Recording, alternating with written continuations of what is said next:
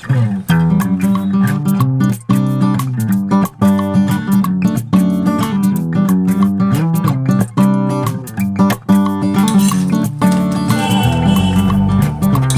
Everyone, good morning. তো তোমরা সবাই কেমন আছো? আশা করি তোমরা ভালো আছো। রিয়া ব্লগস চ্যানেলে তোমাদেরকে অনেকটা ওয়েলকাম জানিয়ে আজকে ভিডিওটা শুরু করছি। তো এখানে সকালে দেখো আমার পুজো টুজো দেওয়া কমপ্লিট, একবারই সব ঘরটর পরিষ্কার করে স্নান টান করে পুজো দিয়ে দিয়েছি।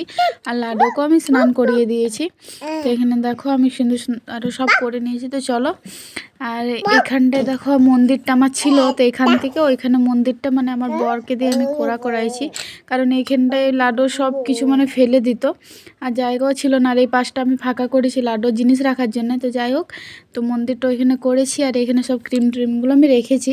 তো এদিকে দেখো আমার কাপড় আরও সব কাঁচা হয়ে গিয়েছে। এখন প্রায় 12টা মতন বাজে। আজকে একটু দেরি হয়ে গেছে কারণ প্রচুর ঠান্ডা, তো সকাল করে স্নানও করতে পারি না।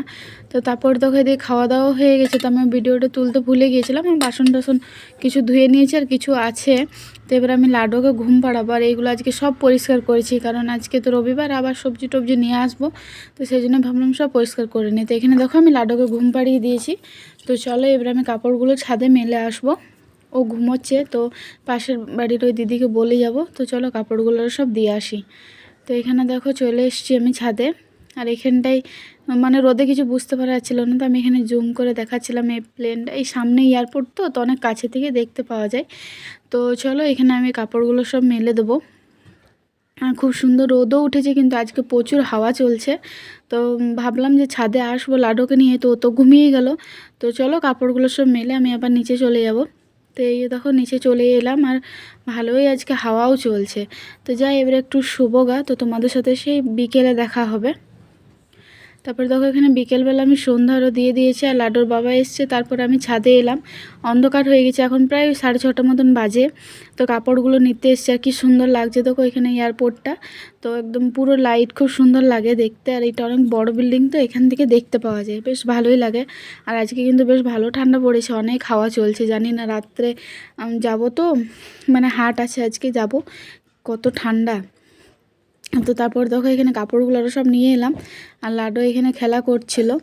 তো এই কাপড়গুলো কিছু যেগুলো ভেজে আছে ওগুলো রেখে দেবো আর শুকনোগুলো গুছিয়ে রাখবো। তারপরে এখানে ম্যাগি করছিলাম, যেহেতু আমার বর ডিউটি থেকে এসছে, তো ওর সন্ধ্যার টিফিন করছিলাম। লাডু আর ওর বাবা দুজনে মিলে খেয়ে নেবে।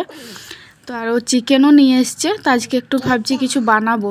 তো চলো তারপরে এখানে চিকেনটা দেখো আমি ধুয়ে আর করে সব ম্যারিনেট করে রেখে দিলাম। আর এখানে ভাবলাম একটু নান বানাবো, নান রুটি। তো সেই জন্য এখানে ময়দা, টক দই, একটু চিনি, তারপরে ইস্টটা ভিজিয়ে রেখেছিলাম।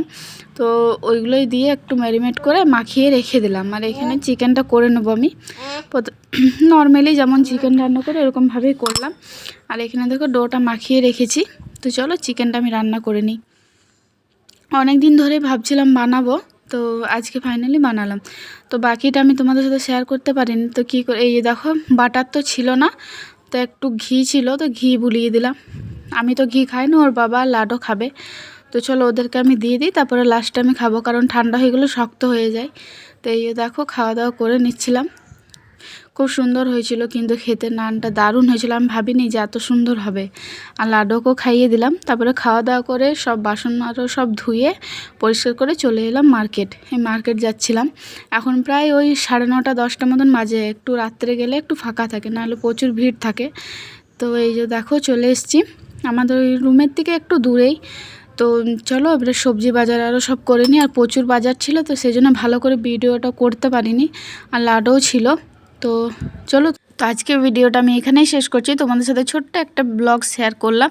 তো তোমরা সবাই একটু আমার পাশে থেকে একটু সাপোর্ট করো। আর এই মার্কেটটা তোমাদেরকে আমি একদিন ঘুরে দেখাবো, মানে আবার নেক্সট সপ্তাহে, যেহেতু রবিবারেই বসে।